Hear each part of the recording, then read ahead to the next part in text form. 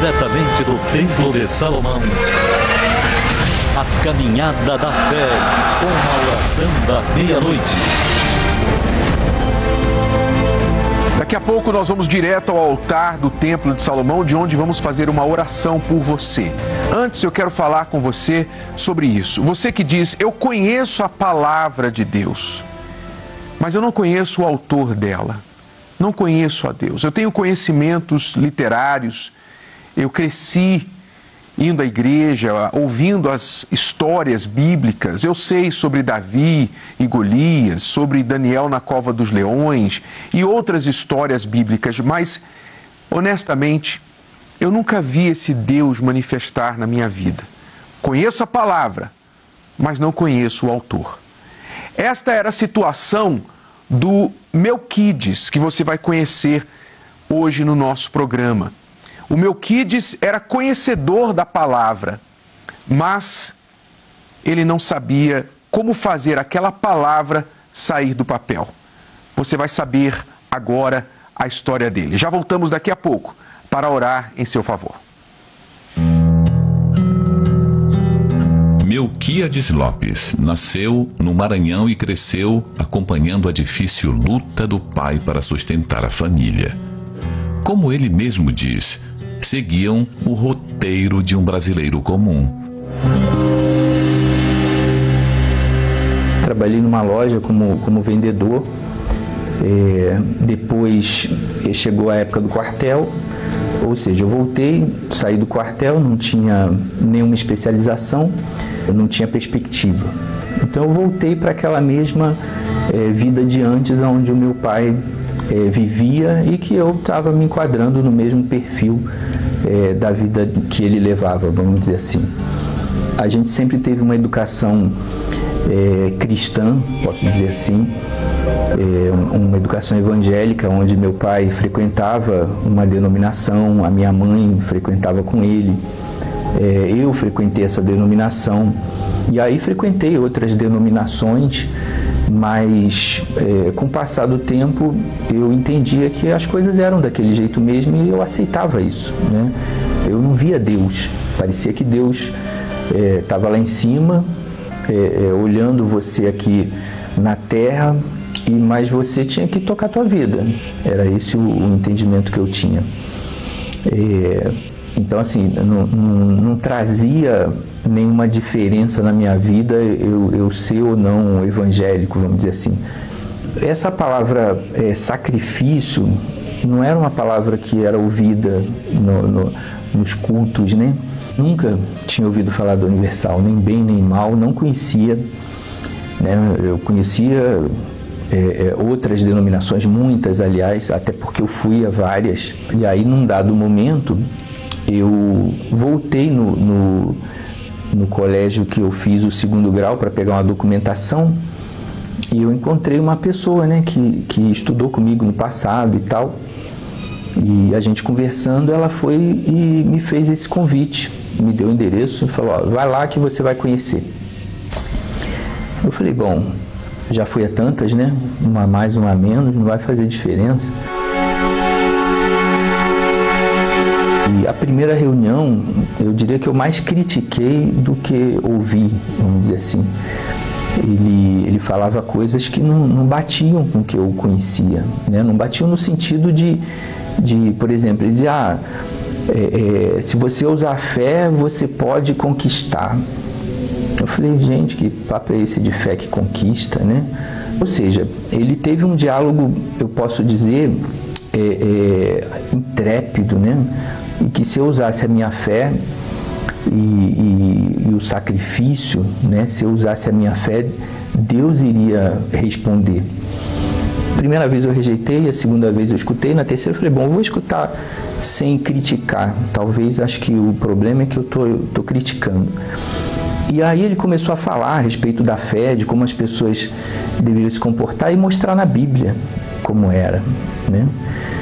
E aí eu peguei em casa depois, foi interessante porque assim, eu não tinha o hábito de ler a Bíblia, né?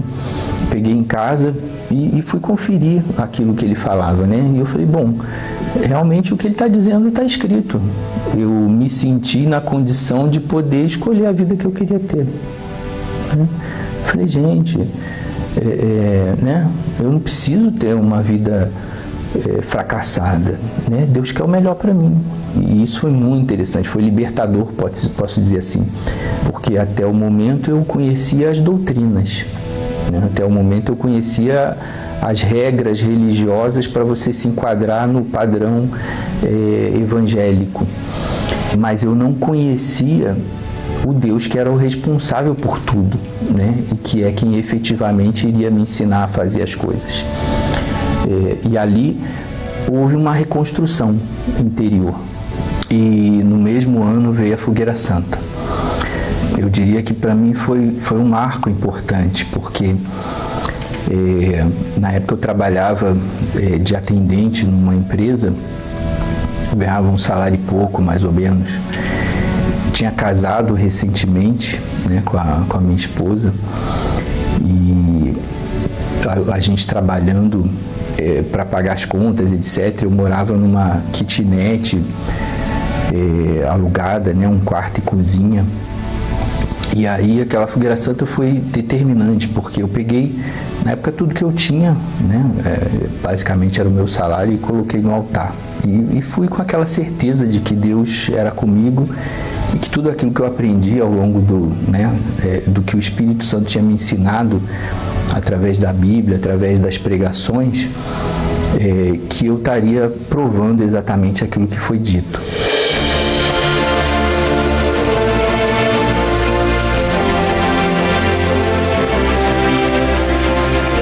Eu tinha aquela confiança de que o Espírito Santo estava preparando aquele dia, vamos dizer. Foi muito bacana. Eu diria que foi foi a conquista mais importante que eu tive, né? Eu posso dizer que, nem posso dizer assim que eu teria outras conquistas, que acho que essa é a que eu considero conquista, vamos dizer assim, né? O Espírito Santo, para mim, é o meu equilíbrio, né? É aquilo que me traz segurança, me traz conforto, me traz paz, me traz alegria, me traz confiança, me traz tudo. Pouco tempo depois, eu recebi uma promoção no meu trabalho, onde eu passei a ganhar 3 vezes o que eu ganhava, vamos dizer, o que já mudou radicalmente a minha condição. A gente continuei sacrificando.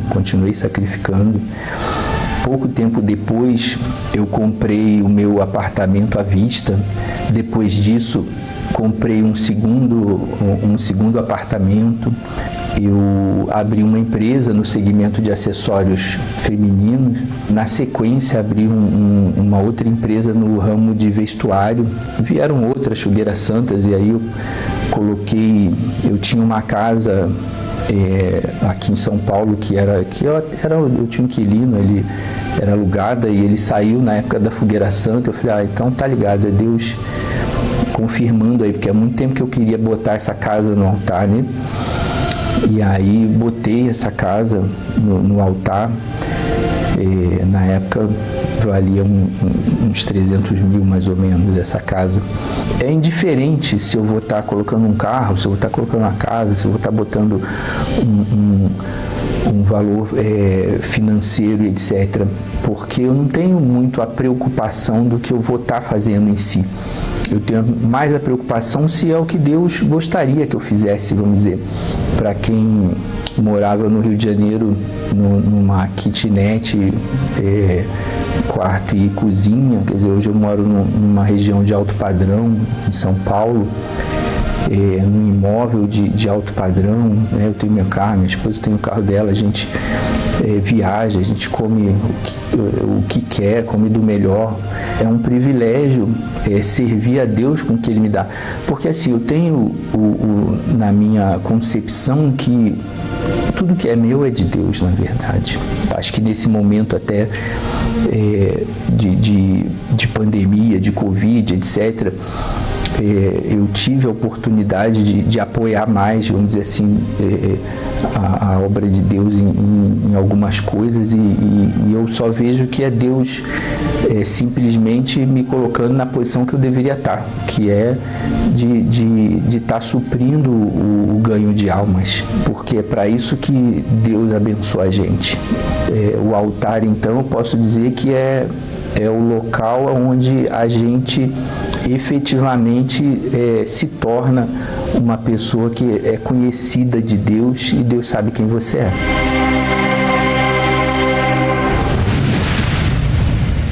Nós vemos, Bispo Adilson, que o Melquides, como muita gente sincera, evangélica, católica, gente religiosa, que crê em Deus, ele cria em Deus, mas a palavra de Deus para ele não passava de histórias sobre o passado. E ele não acreditava, ele nunca foi ensinado que aquilo que ele aprendeu da palavra é para os dias de hoje. Então ele aceitava uma vida onde até a palavra era teórica para ele. É como nós falamos no início, ele conhecia a palavra, mas ele não conhecia o autor dela. E é muito comum isso, né, que pessoas tenham a Bíblia dentro de casa, por exemplo, numa estante, na cabeceira da cama, aberta numa determinada passagem, normalmente uma promessa. Na maioria das vezes, ou é o Salmo 23 que fala da fartura, ou então o Salmo 91 que fala da proteção. Mas isso não passa de um ato religioso que não funciona, que não traz para a pessoa nenhum benefício daquilo que está escrito. E duas coisas que ele falou e que me chamaram a atenção e que nos leva a dizer aquilo que a gente costuma falar. Ele pegou o Espírito. Uma é que ele não se preocupava, aliás, ele não se preocupa com o que ele vai fazer. Ele se preocupa em fazer aquilo que Deus quer. Ele quer manifestar a fé de acordo com a vontade de Deus.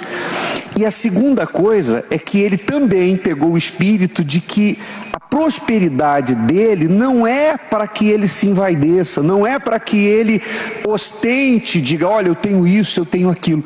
Mas ele entendeu que é para ser um investidor do altar, ou seja, ele pegou o espírito da palavra. Exato, seja prosperidade, cura, família, todo testemunho refere-se a algo ou alguém que você viu, que você conheceu. Quando você vai a um tribunal, tem lá a testemunha ou as testemunhas de defesa ou de acusação, pessoas que vão dizer, eu vi, isso aconteceu, aquilo aconteceu.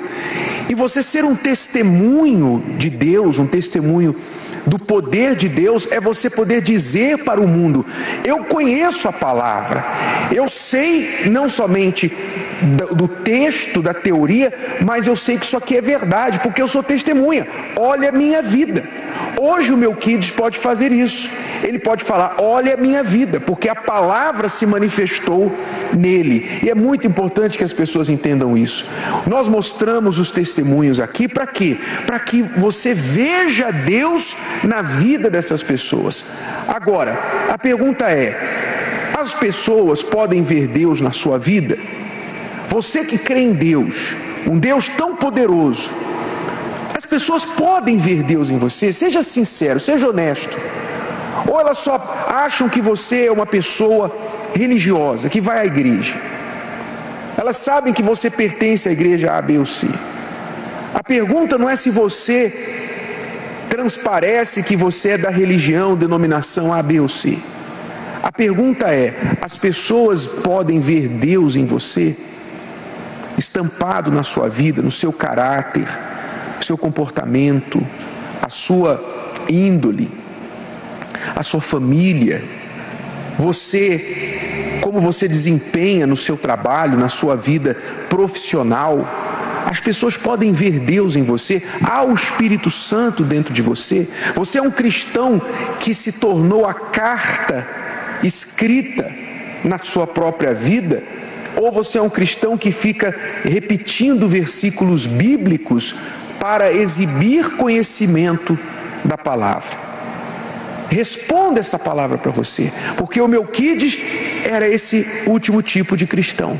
Conhecia a palavra, mas ele nunca atribuiu poder àquela palavra, e por isso a sua vida era fracassada, não pela vontade de Deus, mas porque ele não raciocinava na palavra, ele não aprendeu a trazer essa palavra para os dias de hoje. E a razão pela qual muitas pessoas defendem, por exemplo, o ateísmo ou a incredulidade, é justamente porque elas não leem a Bíblia, mas elas ficam observando a vida de quem professa a fé nela.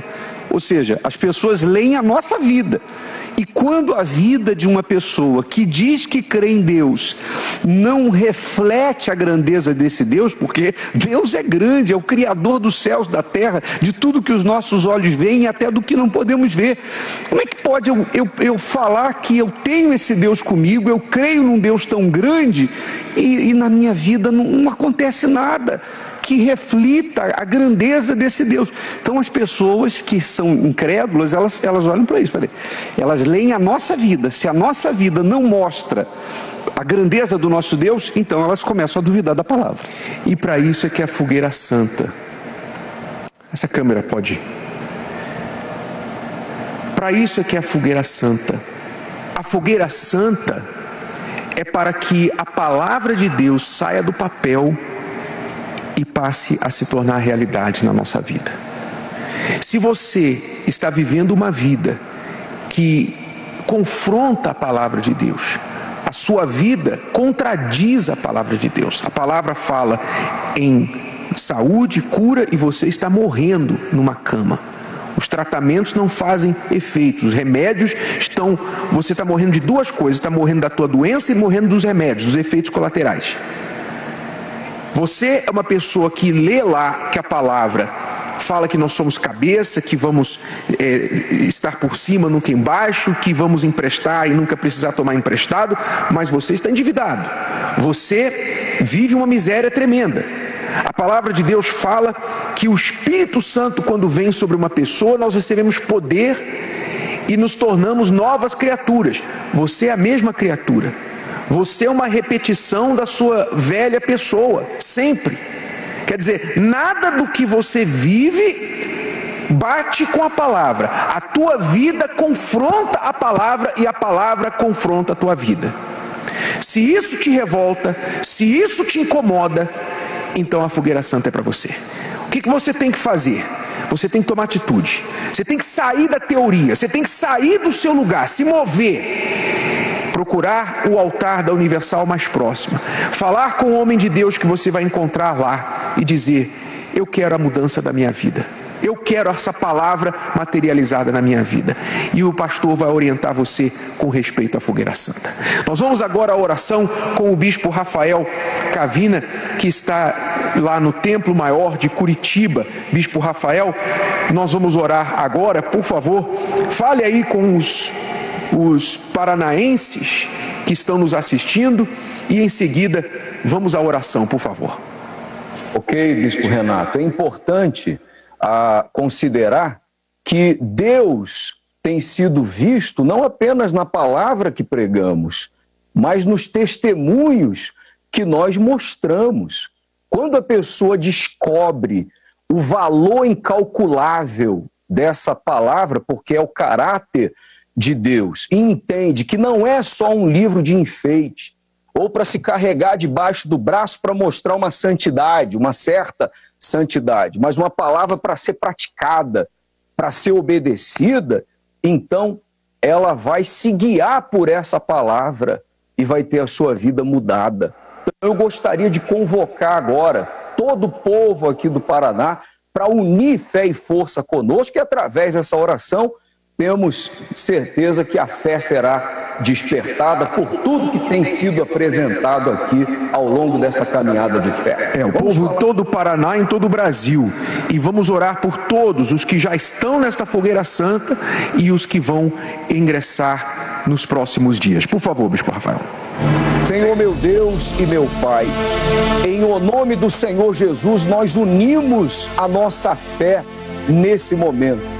Pessoas de todas as partes do país estão entrando agora nesta corrente de oração. Pessoas que estão cansadas de gemer, de sofrer. Pessoas que não aguentam mais viver o lado avesso da vida. São pessoas, meu Deus, que trazem dentro delas uma revolta, porque tudo que nós temos apresentado aqui ao longo dessa caminhada tem feito essa pessoa pensar, tem feito essa pessoa refletir. Quando ela olha para a sua vida e percebe que a sua vida não tem absolutamente nada a ver com o que está escrito, então ela se revolta contra essa situação. E eu te peço nesse momento, meu Deus, aonde quer que haja um revoltado, que o teu poder venha se manifestar, e essa pessoa que hoje chora a falta de paz, de saúde, essa pessoa que hoje chora, padece porque o casamento está destruído, a família está dividida, possa ela também ter forças para chegar até o teu altar, para mudar essa história marcada por lágrimas, por perdas, por derrotas, por afrontas. Essa pessoa, meu Deus, que vive debaixo de uma maldição e acha que Deus é com ela, porque a religião fez ela acreditar nisso. Mas quando ela olha para a sua vida, ela percebe, meu Deus, ela percebe que o Senhor não está com ela, porque só derrota, só sofrimento, mas que nesse momento, meu Pai, o teu poder venha se manifestar na vida dessa pessoa, onde ela estiver, e que ela tenha a sua fé despertada para obedecer a tua voz, para ouvir e obedecer a tua palavra, que chama ela para o altar, para uma decisão, meu Deus. Em o nome do Senhor Jesus, nós te pedimos por todos agora que unem a fé conosco, que sejam despertados para fazer o que tem que ser feito, meu Deus. Não só para fazer o sacrifício, mas que esse sacrifício venha acompanhado com obediência à tua voz. Nós te pedimos nesse momento. Meu Pai, o Senhor é Deus de palavra, meu Senhor. O Senhor é Deus que não mente. Por isso, meu Pai, aqui está a tua palavra. E do outro lado desta tela estão milhares e milhares de pessoas que creem, meu Pai, no que está escrito, mas ainda não viram nem 1% do que está escrito acontecer na vida delas. Meu Pai, eu sei que o Senhor busca pessoas sinceras, pessoas que não estão apenas buscando pão e peixe, mas estão buscando te glorificar, te conhecer, meu Pai. Há muitas pessoas agora que são conhecedoras da palavra, mas não do autor dela. Não te conhecem, conhecem as histórias, contam as histórias, talvez até pregam, meu Pai, falam, dão conselhos, mas não tem nada para mostrar. A palavra tua na boca delas é nada mais do que uma história, uma teoria. Meu Deus, que a vida desta pessoa se torne a materialização da tua palavra, que o Senhor se torne real na vida desta pessoa, que está fazendo prova contigo, que está materializando a sua fé também, meu Pai. A fé dela não está resumida à teoria, ao blá blá blá, ao falar eu creio em Deus, aleluia. Não, a fé dela, meu Pai, está partindo para a materialização, o sacrifício no altar. Então, em nome do Senhor Jesus, como o Senhor revelou esta palavra sacrifício para o Melquides, que ele nunca tinha entendido, meu Deus, materializa-se também neste entendimento desta palavra para esta pessoa, que se ela quer ver a tua palavra materializada, então a sua fé também precisa ser materializada. Faz isso, meu Pai, e que esta pessoa se torne um grande testemunho para ti. em todo o mundo, eu te peço em nome de Jesus. E eu oro por todos aqueles que estão desesperados, aflitos, precisando de uma luz, de uma direção. Esta pessoa que acabou de trocar de canal e receber esta oração, meu Pai, o Senhor sabe o que ela está vivendo, o que ela está passando. Toca na vida dela, alcança a vida dela e dirige-a, meu Pai, até a tua presença, para que o Senhor manifeste o teu plano, a tua obra na vida dela. Em nome do Pai, do Filho e do Espírito Santo, nós te pedimos e te agradecemos. E você que crê, diga amém, e graças a Deus, em nome do Senhor Jesus. Graças a Deus. Nós vamos, nesta quarta-feira, começar um novo semestre. O ano faz assim nesta quarta-feira. O ano está fazendo assim. Está chegando ao seu pico, o fim do primeiro semestre e o começo do segundo semestre. Dia 1º de julho, quarta-feira agora, será o divisor de águas deste ano. E se você quer deixar para trás tudo o que aconteceu até aqui em 2020 e virar o jogo agora no segundo semestre, então ofereça a Deus um jejum nesta quarta-feira. Escolha um horário do dia, ou de manhã, de tarde, ou de noite. Você vai abrir mão de uma refeição e vai manter-se em espírito por aquele período em favor da sua vida, em favor da sua vida espiritual. Você que está na fogueira santa, para que você seja abençoado, atendido, e que este segundo semestre seja totalmente diferente do que você passou até aqui, para melhor. Tá bom? Então ofereça um jejum e compareça a uma das reuniões em uma das Universal em qualquer parte do Brasil. Aqui no Templo de Salomão, 10 da manhã, 3 da tarde e 8 horas da noite com o Bispo Macedo, e em todas as Universal isso acontecerá em todo o Brasil, esse jejum nesta quarta-feira. E ainda nesta terça-feira, a corrente dos 70 aqui no Templo de Salomão às 10, 15 e 20, e a corrente da cura divina. Onde você for, se você está enfermo, você pode buscar a cura, a saúde para o seu corpo nesta terça-feira. Aí no Paraná, em Curitiba, Bispo Rafael, onde as pessoas podem encontrar a Universal, o Templo Maior? Bom, nosso templo fica localizado na rua João Negrão, número 1510, no centro de Curitiba. Todas as nossas reuniões serão transmitidas pela CNT, Canal 6 aqui do Estado, também pela página oficial aqui do Estado, @Universal Paraná, ou em uma Universal mais próxima aqui em qualquer parte do Estado. Se você quiser saber o endereço da Universal e uma Universal no Paraná ou em qualquer parte do Brasil, você pode ligar para o 11 3573 3535 ou acessar o site universal.org/localizar. Ali você vai encontrar o endereço da Universal mais próxima. Lembrando que neste domingo nós teremos a Santa Ceia do Senhor e a grande festa das primícias. Deus abençoe a todos e até amanhã com mais um passo rumo ao Vale dos Revoltados.